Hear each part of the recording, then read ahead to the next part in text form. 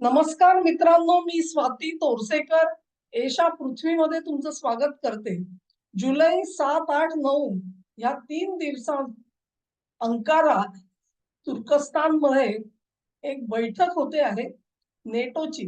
ही 36वी बैठक अटेंड करण्यासाठी प्रत्यक्ष अमेरिकेचे राष्ट्राध्यक्ष डोनाल्ड ट्रम्प अमेरिकेतून त्यांनी प्रयाण केलेलं आहे. अ, आणि अन्य देशांचे प्रतिनिधी सुद्धा तिथे पोहोचतायत. झेलेन्स्की पोहोचलेले आहेत, त्यांच्या पत्नी त्यांच्या सोबत आहेत. अशा प्रकारे ही नेटोची बैठक आहे ती गाजणार ह्या बाबतीमध्ये कुठलंही दुमत नाही. का गाजणार आहे त्याचं कारण अगदी स्पष्ट आहे की नेटो समोरचा खराखुरा ज्वलंत प्रश्न युक्रेन युद्ध हा झालेला आहे. म्हणजे युक्रेन युद्धामध्ये युद्धबंदी करता यावी, शांतता नांदावी म्हणून जे काही प्रयत्न झाले त्या सगळ्या प्रयत्नांना काडी लागलेली आहे. आणि ही जी काडी लागलेली आहे त्याच्यातून युद्धाचा भडका उडू शकतो, वणवा आणखी आणखी पेटू शकतो, त्याचा विस्तार वाढू शकतो, अशी भीषण परिस्थिती निर्माण झाली आहे. मी 3 व्हिडिओ केले ह्याच्यापूर्वी आणि त्याच्यामध्ये अनेक गोष्टी समजून सांगितलेल्या होत्या. अ, त्याच्यामध्ये एक बेलारुस वरती मी व्हिडिओ केलेला तुम्हाला आठवत असेल, की लुकाशेंको हे कसे द्विधा मनस्थितीमध्ये आहेत. तर त्यांची द्विधा मनस्थिती संपलेली दिसते. आजच्या घडीला जी बातमी आलेली आहे त्या बातमीनुसार लुकाशेंको यांनी सांगितलेलं आहे, की युक्रेनच्या विरोधामध्ये जे युद्ध चालू आहे त्याच्यात आम्ही रशिया सोबत जाणार नाही. आता ही स्पष्ट ग्वाही देण्यात आलेली आहे. अ, यु बेलारुसची भूमी जी आहे ती रशिया आतापर्यंत आपले टेहळणी बुरुज उभारण्यासाठी करत होता आणि अन्य गोष्टींसाठी करत होता. ते सगळं आता त्याला अवेलेबल असणार नाही. त्या रशियाला उत्तरेकडची आघाडी सुरू करायची होती, तीही सुरू होणार नाही. बेलारुसचे सैनिक ह्या युद्धामध्ये उतरतील अशी पुतीन यांची जी अटकळ होती ती सुद्धा आता फोल ठरलेली आहे. एक लक्षात घ्या की नेटोच्या या बैठकीच्या निमित्ताने अनेक बातम्या येत आहेत आणि ह्या बातम्या ह्यातल्या काही बातम्या किंवा बातम्यांच्या पुढ्या सोडल्या जात आहेत ही गोष्ट लक्षात ठेवा. त्याच्यात जसे रॉयटर्स पुढे आहेत, ब्लूमबर्ग पुढे आहेत. तुम्हाला नावं सांगण्याची गरज नाहीये. या सगळ्या मीडियामधून वेगवेगळ्या पद्धतीने बातम्या अशा येताना दिसतायत, की एक प्रकारे अमेरिका आणि रशियाचं बिनसावं अशा पद्धतीने फोकस केला जाताना आपल्याला दिसतंय. याच जोडीला आणखी काही गोष्टी घडल्या ती म्हणजे मी फिनलंडचा उल्लेख केला परंतु विस्ताराने त्याच्यावरती व्हिडिओ करता आला नाही. आता 7, 8, 9 तारीख आली आणि ऑलरेडी परिषद सुरू झाली आहे. मला वाटतं मार्क रट्टे हे जे नेटोचे प्रमुख आहेत त्यांचं भाषण ऑलरेडी अंकारामध्ये सुरू झालेलं आहे. त्या सगळ्याचा मागोवा आपल्याला घ्यायचा आहे. जसजशा घडामोडी घडतील तसं आपण करू. फिनलंडनी ह्याच्या अगोदर आपल्या घटनेमध्ये दुरुस्ती करून घेतली आणि त्यानुसार आता त्यांच्या भूमीवरती न्यूक्लिअर वेपन्स ही तैनात करता येतील अशी सोय करून दिलेली आहे. ताबडतोबीने अर्थात नेटोने ती संधी घेऊन तिथे असं अण्वस्त्र उभारण्याचं काम सुरू होईल अशी अपेक्षा आहे आता. ह्याच्यावरती प्रतिक्रिया देताना रशियाचे मेदवेदेव यांनी सांगितलं, की आम्ही फिनलंडला शुभेच्छा देतो. आजपर्यंत फिनलंड हा देश जो होता, तो न्यूट्रल होता, अलिप्त होता. हीच खरी त्याच्या संरक्षणाची हमी होती. परंतु आता तो न्यूट्रल राहिलेला नाही, तो नेटोचा एक भाग झालाय आणि शिवाय त्यांनी आपल्या भूमीवरती अण्वस्त्र तैनात करण्याची जर का अनुज्ञा दिलेली असेल, तर आम्ही त्यांना केवळ शुभेच्छाच देऊ शकतो. कारण आता रशियाने जी टार्गेट लिस्ट बनवलेली आहे आपल्या अण्वस्त्रांसाठी, त्याच्यामध्ये तुमचं नाव घातलं जाईल. जिथे जिथे तुम्ही अण्वस्त्र तैनात कराल ते अर्थातच अटॅक पॉइंट्स होतात. तेव्हा ही फिनलंडला दिलेली बातमी आहे.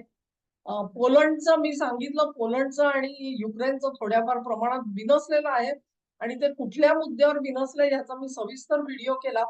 पोलंड त्यांना खरं म्हणजे फायटर जेट्स देणार होता आणि युक्रेन पोलंडला ड्रोन्स देणार होता, परंतु ते बिनसल्यामुळे हे डील पुढे होऊ शकलं नाही.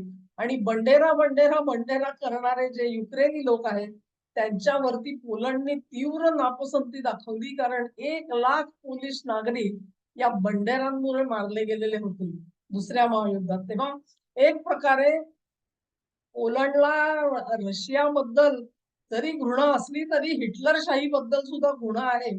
आणि आजचे जे झेलेन्स्की आणि त्यांचे वारसदार बसलेले आहेत ते त्या बंडेरा म्हणजे हिटलरच्या साथीदाराचा उदो करतात. तेव्हा हा पोलंडचा भाग सुद्धा मी कव्हर केलेला होता.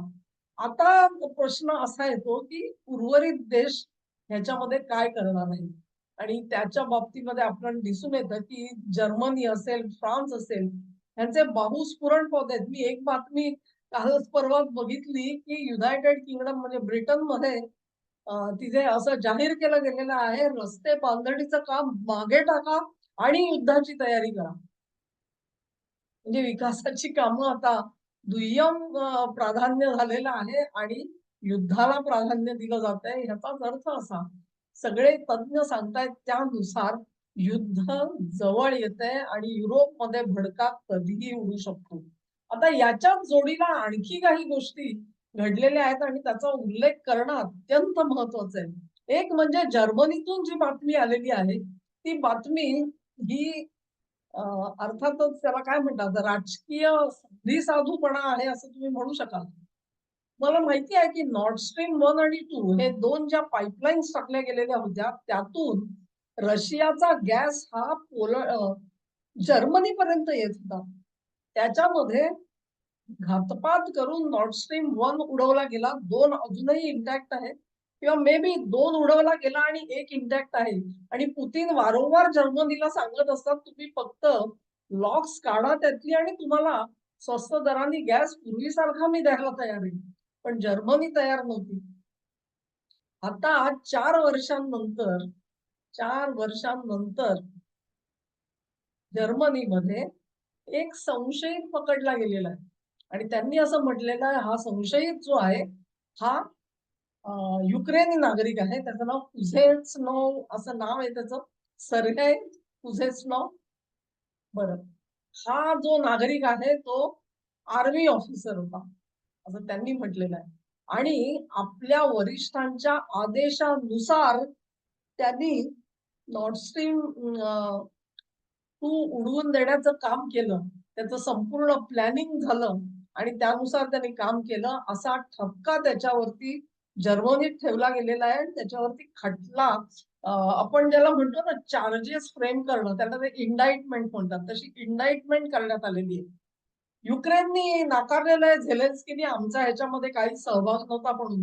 पण एकंदरीतच जो एक पसरलेला प्रवाद म्हणू आपण त्याला, की अमेरिकेने संपूर्ण डिझाइन केला हल्ला आणि एक्झिक्यूट करण्यासाठी युक्रेनी लोकांकडे दिला आणि त्यांनी तो एक्झिक्यूट केला. तोपर्यंत जर्मनीला स्वस्त दरामध्ये एनर्जी येत होती, गॅस येत होता. त्यानंतर तो बंद झाला आणि जर्मनीने सुद्धा तिकडे लक्ष दिलं नाही.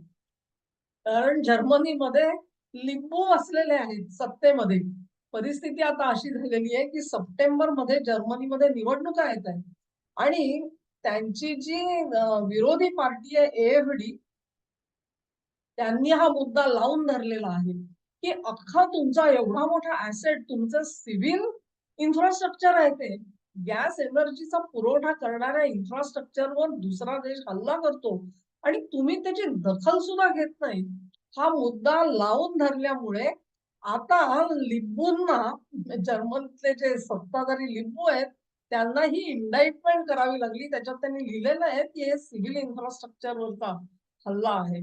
तर मला सांगा की पुन्हा एकदा दुतोंडीपणा कसा आहे. तुम्ही जाऊन रशियामध्ये काय करताय, तुम्ही ऑइल रिफायनरीवरती अटॅक नाही करतात. मग ती सिव्हिल इन्फ्रास्ट्रक्चर नाहीये. तुम्ही जाऊन मार्केटमध्ये हल्ले करताय, ते सिव्हिल इन्फ्रास्ट्रक्चर नाहीये. मग इकडचं जे सिव्हिल इन्फ्रास्ट्रक्चर वरती युक्रेनवाल्यांनी हल्ला केला त्याच्यासाठी तुम्ही गुन्हा दाखल करता. म्हणजे सर्वकडून जेव्हा म्हणतात ना की बेअब्रू स्वतःच स्वतःच्या हाताने करून घेतलेली आहे. इतकं सगळं असलं तरी सुद्धा युक्रेनला युक्रेननी जे हल्ले करून दाखवले रशियामध्ये या वर्षी त्याचे आता स्टॅटिस्टिक्स बाहेर आले आणि त्या स्टॅटिस्टिक्स नुसार 2025 साली जितके हल्ले केले गेलेले होते त्याच्या 11 पट हल्ले हे आता वाढलेले आहेत. त्याच काळामध्ये म्हणजे जानेवारी ते जून ह्या काळामध्ये 25 मध्ये जेवढे हल्ले झाले त्याच्या 11 पट हल्ले आता युक्रेननी केलेले आहेत आणि त्यातले बरेचसे यशस्वी होताना दिसत आहेत. आणि त्याचं जे श्रेय आहे ते त्यांनी अमेरिकेच्या गायडन्स सिस्टीमला दिलेलं आहे. अमेरिकेने ती सगळी उच्च तंत्रज्ञानाची आपली यंत्रणा आहे ती युक्रेनच्या दिमतीला दिल्यामुळे ह्या यशामध्ये फरक पडला असं दिसलं. रशिया सुद्धा हाताची घडी तोंडावर बोट करून बसलेला नाहीये. रशियाने स्पष्ट केलेलं आहे की आम्ही आता जेट जेट पॉवर्ड ड्रोन्स वापरणार आहोत आणि ह्या ड्रोन्सचं वैशिष्ट्य असं आहे की त्यांचा स्पीड हा 300 किलोमीटर पेक्षा जास्त असतो.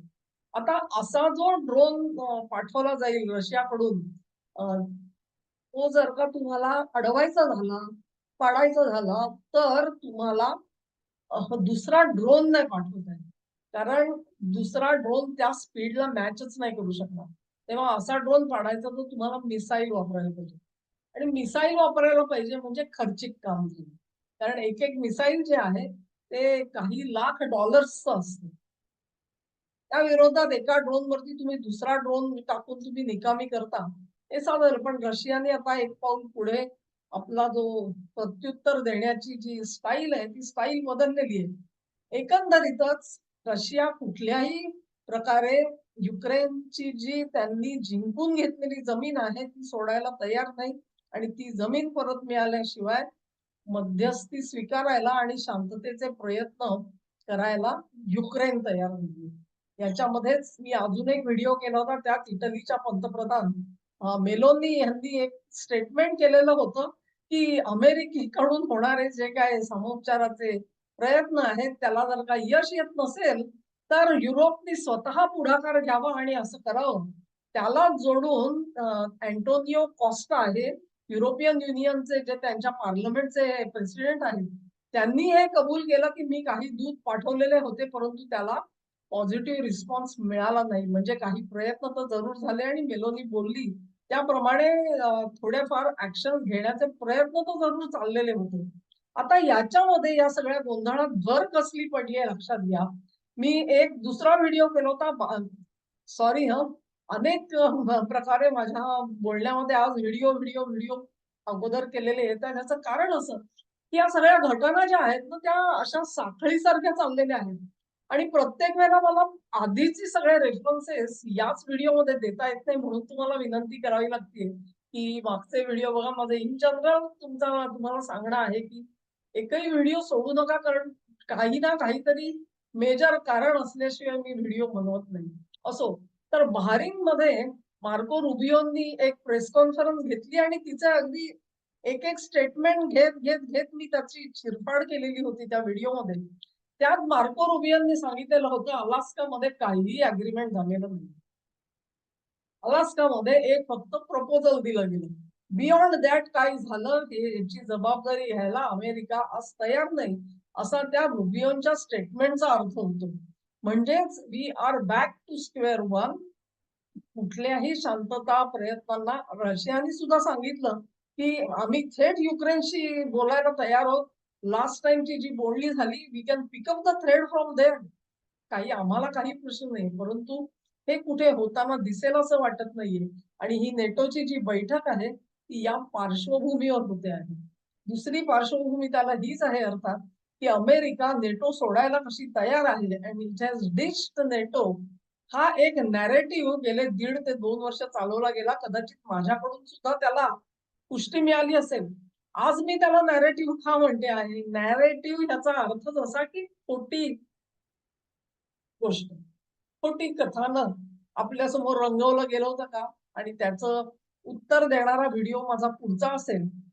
त्याच्यामध्ये ट्रम्प आणि सगळ्या त्यांच्या टीम बद्दल एकंदरीत सांगायचं आहे. पण नेटोची बैठक ज्या पार्श्वभूमीवर होती ती अशी आहे. त्याच्यातला अजून एक मुद्दा जो आहे तो अर्थातच ग्रीनलँडचा आहे आणि ग्रीनलँडच्या निमित्ताने अमेरिका आणि नेटो ह्यांच्यामध्ये काही बिनसणार का असे प्रश्न होते. अ, रशियावरती असे झोंबणारे हल्ले करा, की त्यांनी प्रतिकार केला पाहिजे आणि तो असा प्रतिकार केला पाहिजे, की अखेर नेटोला उत्तर देता आलं पाहिजे. आता हे नेटोला उत्तर देणं जे प्रकरण आहे ना, त्याची थोडी चिरफाड करण्याची गरज आहे. तुम्ही जर का आर्टिकल 5 बघाल त्यांचं, तर त्याच्यात एवढंच म्हटलेलं आहे, की नेटोचे सभासद असलेले सगळे जे देश आहेत, त्यांनी आक्रमणाचा एकत्रितरित्या मुकाबला करायचा आहे. याचा अर्थ असा नाही, की सर्व मेंबर स्टेट्स त्यांचं सैन्य पाठवतील, त्यांची शस्त्रास्त्र पाठवतील आणि प्रत्यक्ष युद्धभूमीवरती भाग घेतील, असं कुठेही सूचित झालेलं नाहीये. हा जो पाठिंबा द्यायचा आहे, सहभाग जो आहे, तो केवळ एक स्टेटमेंट तुम्ही प्रसिद्धीला देऊन सुद्धा करू शकता. अशा पद्धतीचं ढोबळ असं ते वर्डिंग आहे. त्याच्यामुळे असं समजू नका कुठेही, की नेटोचा रशियाने हल्ला केला उद्या समजा. तर त्या हल्ल्याला प्रत्युत्तर म्हणून उरलेल्या सगळ्या देशांना त्याच्यात उतरावं लागेल असं काही नाहीये. पोलंडनी डिक्लेअर केलंय जवळ-जवळ 10,000 अमेरिकेचे सैनिक आमच्या भूमीवर येतायत आणि दे विल गेट रोटेटेड जे त्यांचं रोटेशनचं जे काही काम चाललंय त्याच्यामध्ये ते कदाचित जर्मनीतून जे काढून घेतले ते आता पोलंडमध्ये पाठवत असतील कदाचित. मी त्याबद्दल अजून पूर्ण माहिती घेतलेली नाहीये. पण ही परिस्थिती ही अशी आहे आणि ती अत्यंत स्फोटक आहे. अमेरिका आणि नेटो ह्यांचं खरंच बिनसलंय का? की नेमकं ते काय करणार आहेत हे तुम्हाला काही दिवसात समजणार आहे. विदिन फ्यू डेज और मे बी 1 or 2 वीक्स जुलैमध्ये युद्धाचा भडका उडल्याशिवाय थांबणार नाही. इथे इराणवरती थोडंसं पांघरूण घालून अमेरिका परत एकदा युक्रेनकडे वळली आणि त्या सगळ्याचं कारण काय? ह्याचा शोध घेण्याची गरज आहे. त्याचबरोबर नेटोची ही जी बैठक होते आहे, तिच्या घडामोडींचा सुद्धा मागोवा घ्यायची गरज आहे.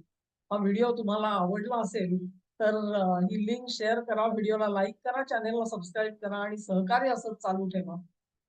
धन्यवाद.